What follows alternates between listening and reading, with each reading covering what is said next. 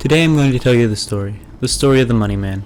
The Money Man's life has been nothing but struggles. He has fought through countless things in order to get money. And even in the post-apocalyptic wasteland, he continues on to make even more money.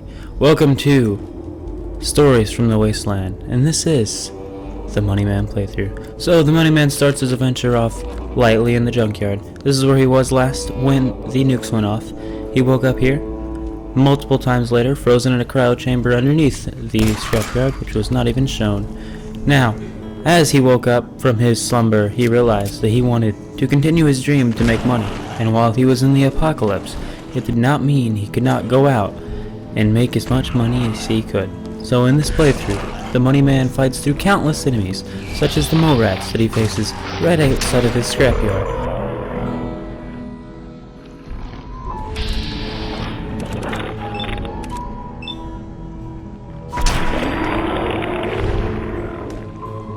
Or the feral ghouls that he faces in the college square. The Money Man treads through the wasteland and continues to kill and continues to loot for all his monetary gain.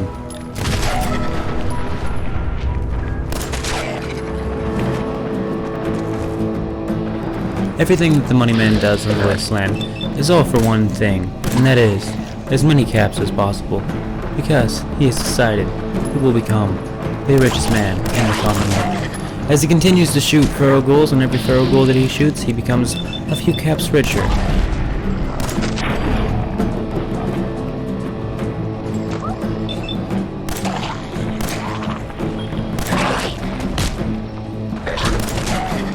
He loots across all the dead raiders that he finds, and anything that he finds to make money with, he will make money with. So, hopefully, you can enjoy this Money Man story.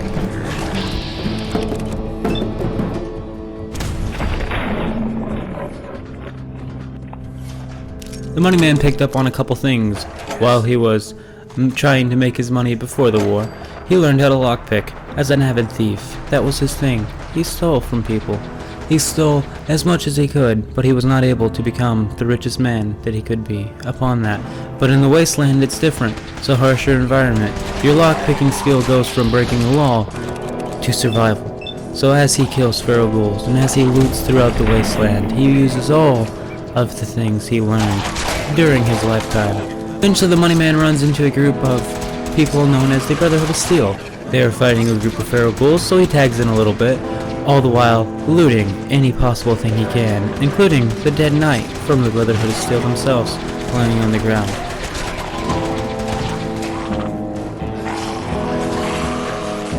Once he's done looting, he drops whatever he doesn't need. The Money Man knows he only wants what's valuable, so he drops anything that has no value to him. If it's not worth a lot, he doesn't want it. If it weighs a lot, he doesn't want it. He wants to carry as much money as he can, worth of product that he can. So that is the man's goal. Once he's done going through all of his inventory and making sure that he has dropped anything of no value or low value, he begins to speak to the Brotherhood. And while he doesn't end up siding with them, I'm sure you'll want to know the story behind that. What's your business here?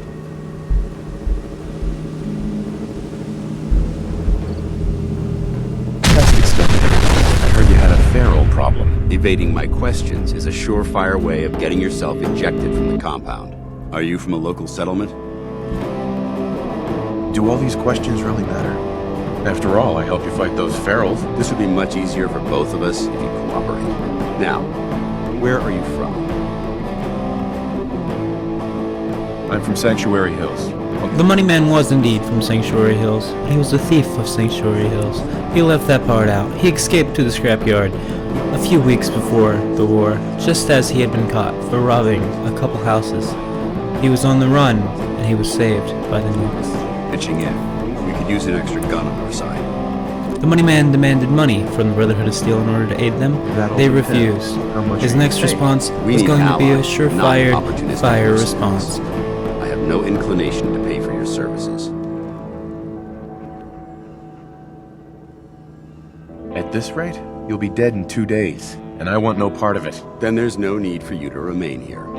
Now, unless you have any relevant information to share with us, He knew I want he you had to leave be our wise about compound this response. immediately. He knew in his head he had already planned out the whole thing. If he just shot one of them, they'd gun him down. He had to be smart about it. So his decision was to shoot one and run. He was at least gonna pick one off. He already told them they were doomed in 2 days. He figured he'd go ahead and start their doomsday now. The Money Man's escape from the Brotherhood of Steel was not one that was very, how do you say, brave. He ran and ran until he ran into a place. I do believe it was the fraternity outpost where he attempted to take shelter. Once he entered into the fraternity outpost, he learned that maybe it wasn't such a place for him. From the dead bodies all over the floor, to the skeletons in the back hallway, to the actual head inside the shopping basket, he knew this was not the place for him, and he'd rather not stick around to find out what left those heads in the shopping cart.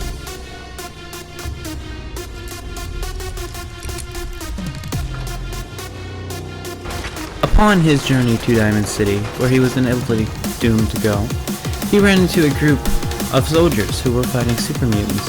Of course, his first thing was to go inside and loot everything, from the disc fan on the top of the counter, to the cram underneath, to the pre-war money underneath the register.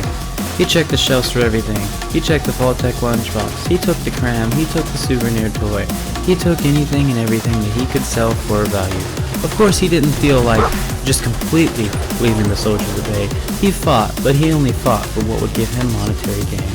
As he continued to loot the corpses of the dead mutants that the soldiers had gunned down, he knew he had many things of value that could all be sold for such greatness. As he continued his journey into Diamond City, he kept looting and taking anything and everything he could. Coffee cups, anything, ashtrays, anything of value. So many coffee cups, so many coffee pots. He just looted and he looted until he found his way inside Diamond City. Now, upon his journey to Diamond City, he did discover the Finn Street sewer. He thought about going in there, but figured, why go fight monsters when I can just continue my strive to make some money? So he headed his way more farther into Diamond City's entrance. He knew he had to get in there, and he knew he wanted in there quickly.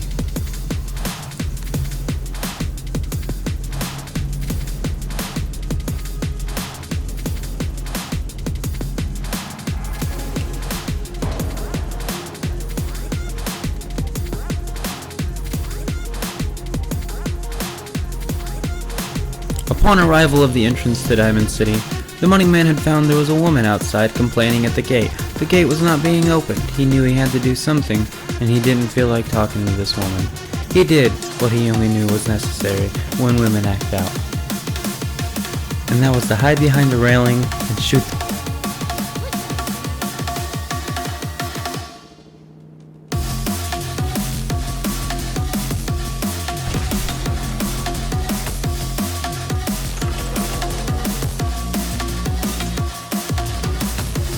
Upon Piper being silenced, he spoke to the mayor. I told Sullivan to keep that gate shut.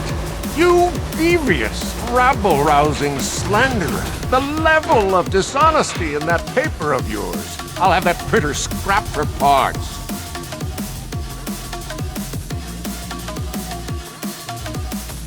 Ooh, that a statement, Mr. McDonough? Tyrant mayor shuts down the press. Why don't we ask the newcomer? Do you support the news? Because the mayor's threatened to throw free speech in the dumpster.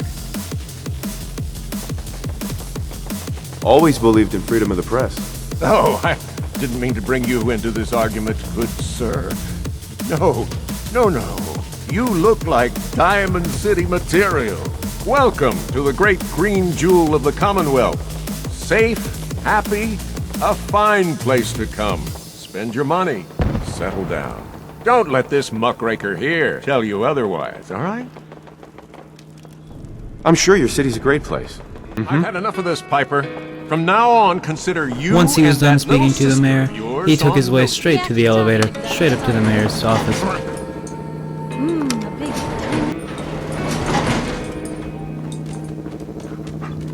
Where he looted everything he could. He took out the guard, and he incapacitated the lady in there. He took the desk funny fan. business around He took there. everything, because he wanted one thing, and that was money.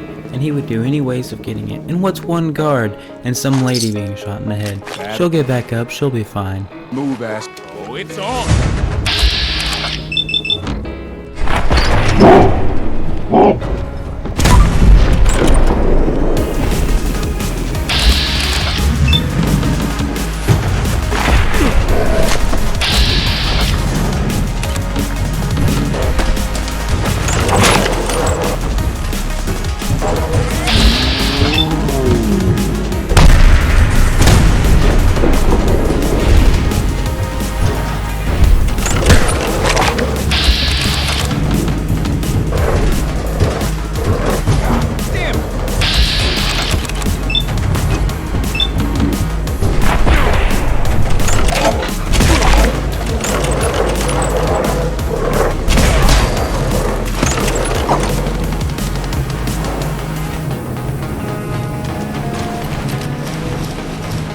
Won't be able to pick this.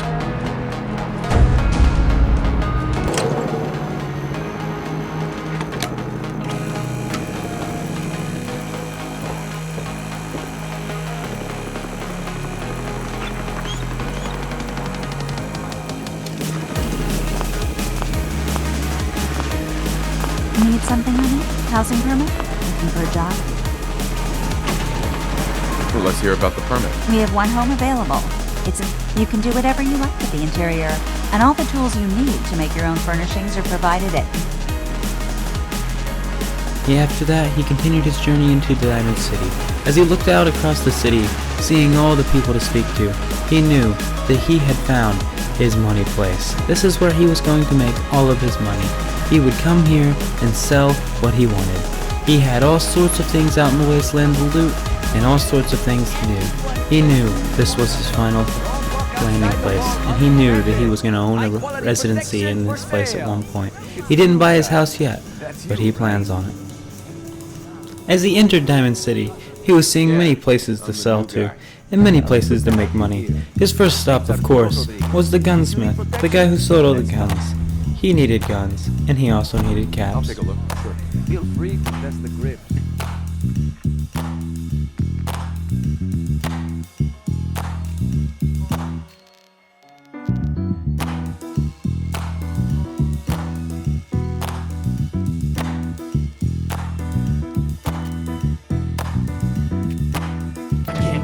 Hey there. You? I don't know you. Just keep your distance. One Statue of David impression coming up. Good. Good. Now, just to answer me one simple question. Are you human? Because I will not serve a synth. Human as the day I was born. Well, you do look human enough. And I'll be watching you. All right. We can do business, but no I'll take a look. Sure. odds and ends.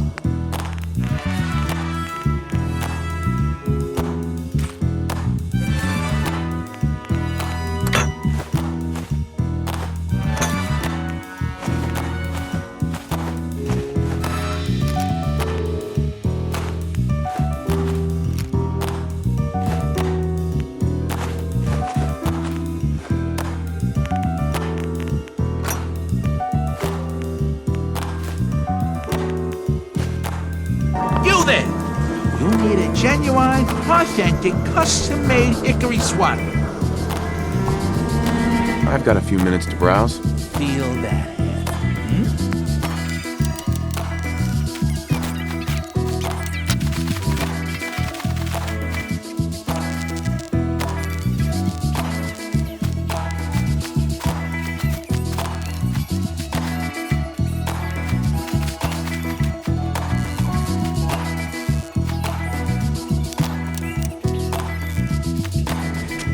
New file to open. Do you have a legitimate medical concern?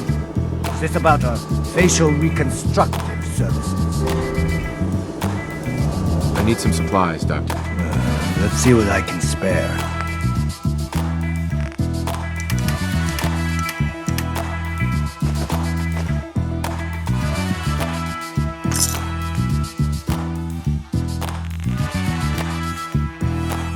Hey, Got everything you could need. Med-X, Mentats, whatever. sure. Let's take a look. Got your fix.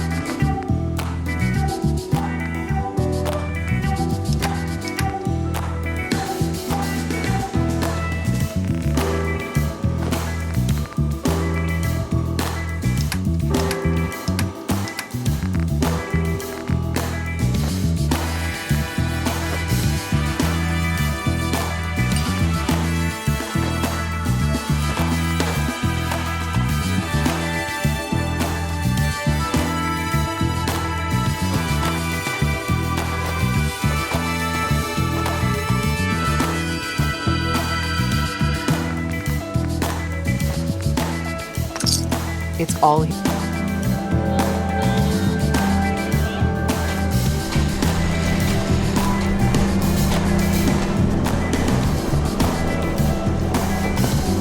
When do you have tomorrow?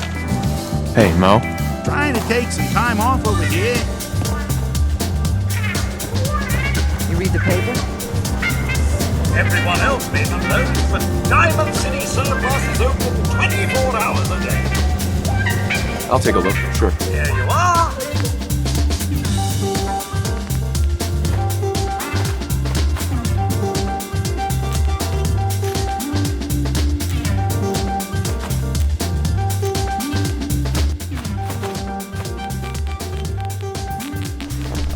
The money man ended his first day out in the wasteland, trying to make money with a total of 2,000 calf. It's a hefty amount of money. Diamond City Surplus. He sat down and ate his cup of noodles he bought from the robot as he prepared for the next day. This has been Untold Stories of the Wasteland. I hope to see you next episode.